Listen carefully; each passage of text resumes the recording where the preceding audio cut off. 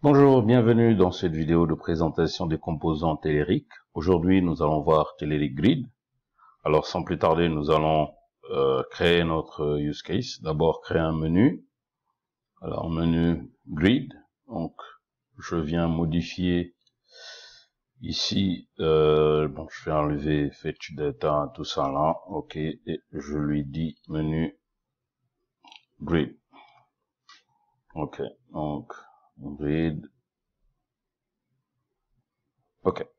Donc, je vais enlever et je lui dis grid. OK. Donc, le HF. Très bien. Donc, quand on revient au niveau de notre application, nous allons voir un nouveau menu qu'on va appeler Telerik Grid. Très bien. Donc, quand on clique sur Telerik Grid, il doit nous amener sur Telerik Grid qu'on n'a pas encore créé. Donc, on va aller le créer.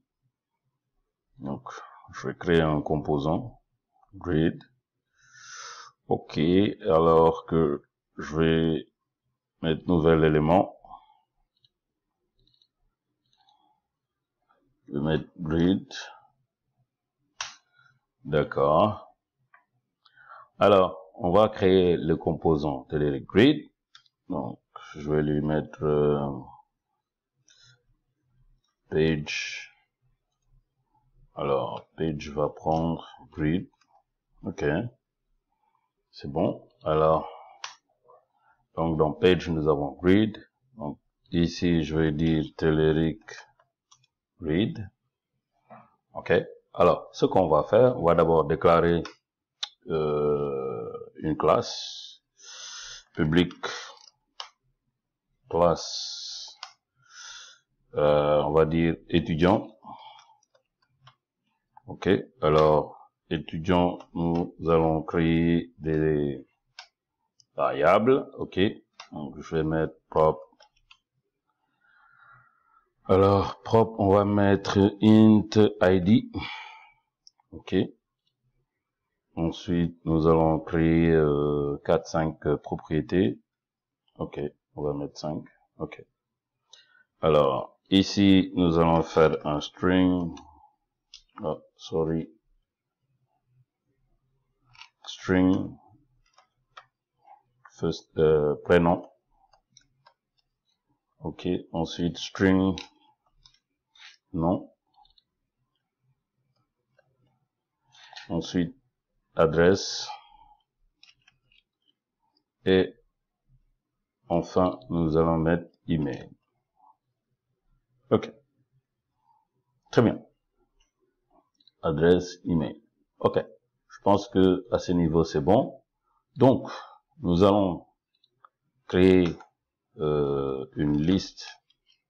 Donc, je vais l'appeler, je lui dis public liste, une liste d'étudiants. Alors, je vais l'appeler en majuscule étudiant. OK. Égal à new liste d'étudiants. OK. Alors, ensuite, qu'est-ce que je vais faire? Je vais réinitialiser la liste au démarrage. Donc, override on initialize async. Très bien. Alors, qu'est-ce que je fais? Je lui dis simplement. Donc, je vais faire ça. OK. Je lui dis simplement que étudiant égale à new étudiant list avec OK. Donc, puisque je le réinitialise au démarrage, pas double égal, c'est un seul égal. Alors ici, je vais lui dire new étudiant. Et ensuite, j'ouvre les accolades. ID, je lui dis que égal à 1. Name, prénom, égal à, on va mettre léger. Prénom, nom, sorry, nom égale à Jiba. Ok. Ensuite, email égale à mon email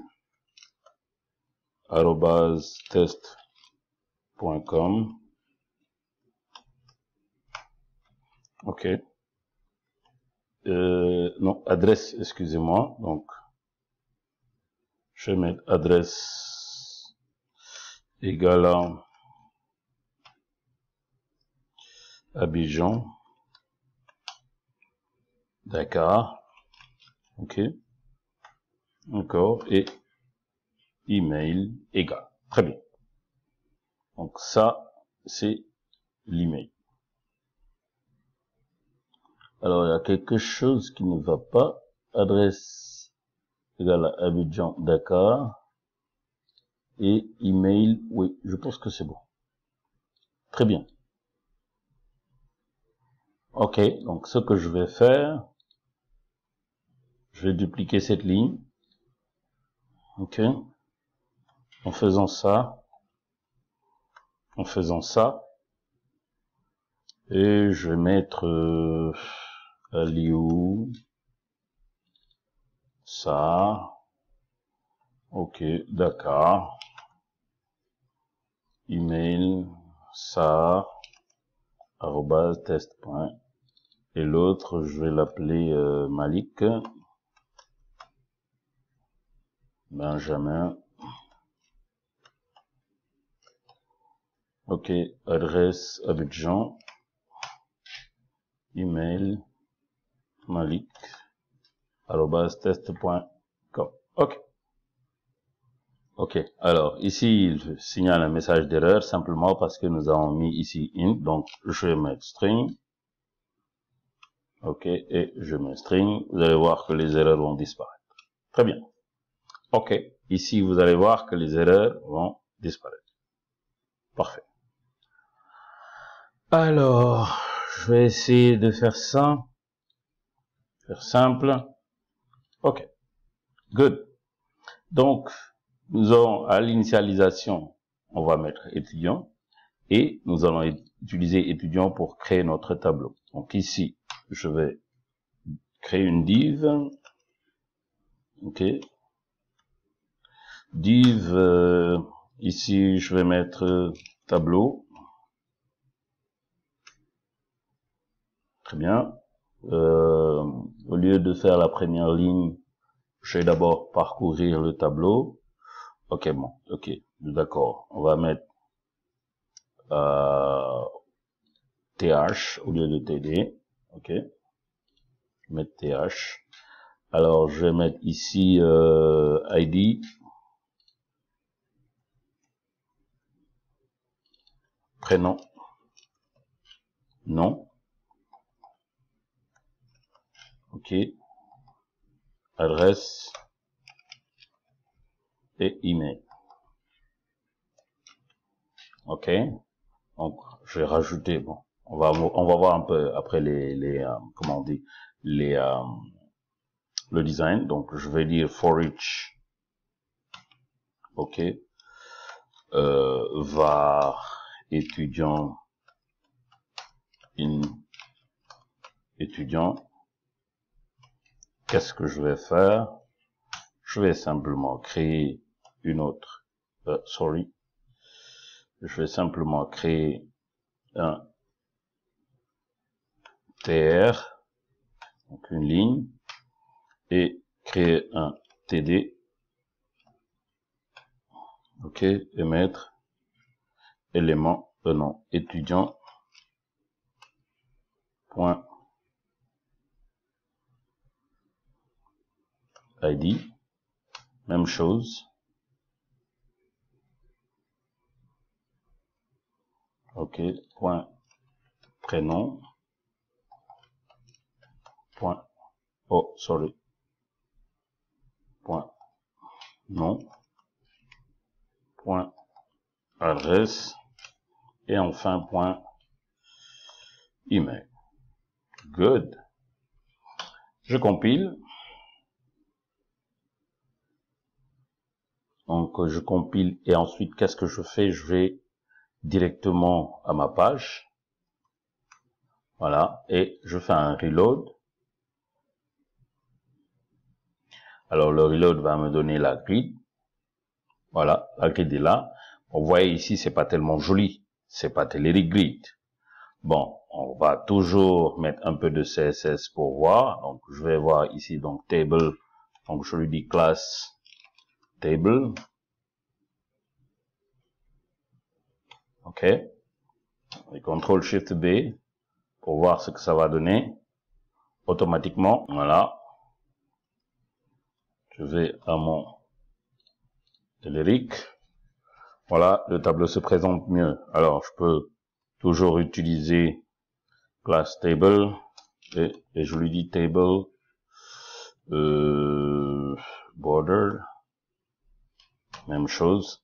Donc, je compile. Voilà, je compile et là, je viens, je fais un reload. Ben, OK. C'est bon. Maintenant, si je veux faire des filtres, je suis obligé de coder. C'est là où maintenant intervient notre grille. Alors, comment ça va se passer? OK, c'est très simple. Ce que je vais faire, je reviens à mon code. Alors, oui, table, tu es très bien. OK, tu es cool. Donc, je vais faire CTRL casser, commenter. Donc, je viens ici, je vais déposer un composant Telerik Grid. Cool. Alors, dans mon Telerik Grid, je vais lui donner des paramètres, mais le paramètre le plus important, je lui donne le paramètre data qui va prendre étudiant. OK? Étudiant. Je pense que c'est étudiant. Oui. Alors, lui, il prend ce paramètre étudiant. Donc, après, ce qui reste, c'est simplement des configurations. Pour l'instant, je vais laisser le Telerik Grid comme ça. Alors, maintenant, je vais créer ce qu'on appelle des colonnes.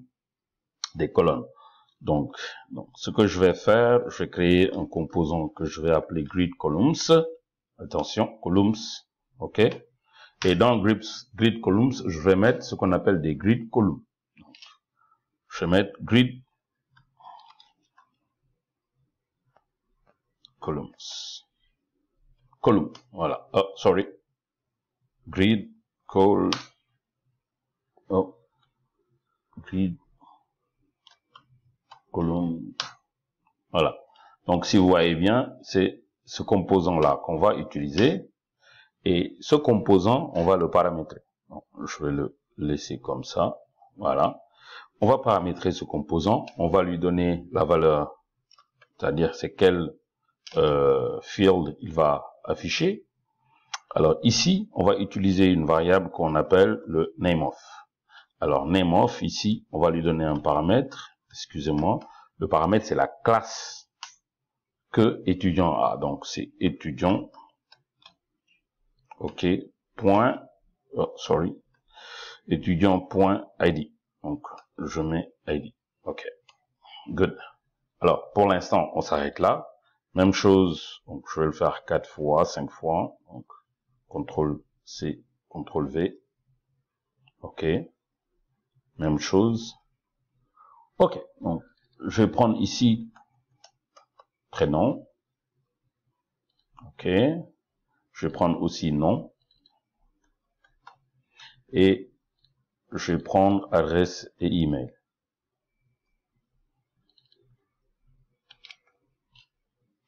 Et email. De manière basique et standard, je vais faire un CTRL-SHIFT-B. Pour résumer, cela veut dire que je lui donne ici une liste ou un IEnumerable qui est composé de classes étudiants dont les propriétés sont linkées, donc sont bindées avec les champs de la classe. Très bien. Donc, ce que je fais après, c'est de reload mon interface. Je vais avoir un joli tableau, grid, voilà. Un joli tableau, j'ai pas besoin ici pour l'instant de CSS. Le tableau est là, mais ce tableau, c'est pas encore fini. OK. Je vais maintenant rajouter au niveau des en-têtes ici. Ok, donc je vais utiliser sortable equal to true. Ok, je vais utiliser aussi pageable equal to true. Ok, donc je fais un CTRL-SHIFT-B et je vais chercher à reloader ma page. Ok, ok, donc vous voyez, nous avons la pagination. Ok, sortable. Ok, donc ici je peux essayer de les classifier. Ok, ok, donc ici les 1, 2, 3. Donc je vais au niveau de mon code. Alors je reprends 1, 2 et 3. Donc je fais un CTRL-SHIFT-B pour pouvoir maintenant recharger ma page et vous allez voir.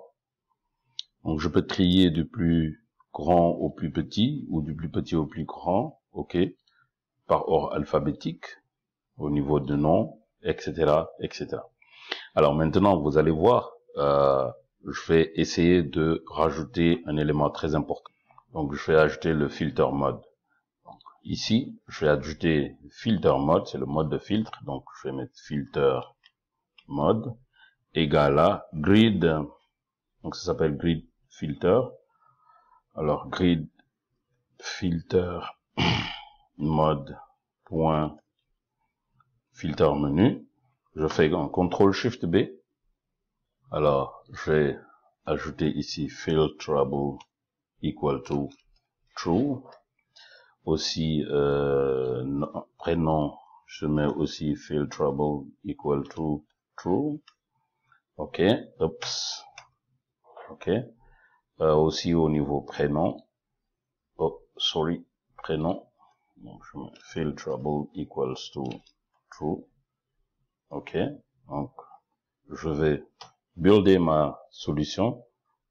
Donc, je vais recharger la solution. Et vous voyez ici maintenant, je peux filtrer tout ce qui commence par la lettre L. Voilà. Donc, je peux avoir contient L ou ici par exemple, je vais dire start with. Ok. Donc quand je mets filter, etc., etc., je peux plier, effacer le filter.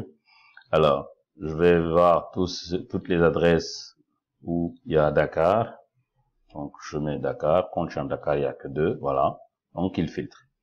Et en plus de filtre, qu'est-ce qu'on va faire? Regardez bien. Donc, je vais mettre un truc ici pour pouvoir faire du tri. OK? Alors, autant pour moi, du groupage. Alors, donc, je vais venir ici pour lui dire groupable equal to true. OK? Donc, puisque groupable est equal to true, donc cela veut dire que aussi, je vais dire qu'on peut grouper par prénom. Je vais mettre groupable par equal to true. Yeah. Les prénoms non, OK. Donc, je mets groupable equal to true. OK, sorry. Et je fais un CTRL-SHIFT-B pour voir que je vais faire simplement du drop-down list pour pouvoir faire, pour pouvoir grouper les informations. Alors, je vais reload et vous allez voir que notre tableau va complètement se métamorphoser. Alors, je vais grouper par nom. Vous allez voir. Oups. Donc, non, Benjamin, tout ce qui est Benjamin, tout ce qui est Jiba, etc., etc. Alors, regardez ici. Je vais rajouter des informations. OK. Ping, ping. Voilà. 3, 4, 5. Alors, je vais dire Jeanne, Sarr, Ok. Je vais dire aussi Jean Linux, non, Jiba. Ok. Très bien. Donc, je fais un CTRL-SHIFT-B. J'ai modifié. Puisque j'ai modifié, qu'est-ce que ça va me donner? Vous allez... Oups, nous avons oublié quelque chose. Oui. Donc là, on fait un CTRL-SHIFT-B. Tout va être... Donc, c'est parfait. Ce que je vais faire, c'est je reviens pour recharger mon composant. Alors, après chargement, vous allez voir, ok, nous avons plus d'informations. Maintenant, nous allons couper par nom. Vous allez voir, nom. Oups. Jiba, on en a 2. Sar, on en a 2. Benjamin, on en a 1. Ok. Donc, si je fais ça, ça enlève le groupe. On va grouper aussi par adresse. Donc, quels sont les gens qui habitent Dakar? Il y a une seule personne. Quels sont les gens qui habitent Abidjan? Il y en a 3. Quels sont les gens qui habitent Abidjan, Dakar? C'est une personne. Parfait. Donc, voilà le composant que je voulais vous montrer. Vous avez la possibilité de trier. Ok. Très simple. De filtrer et de pouvoir faire des drop-down links. Merci.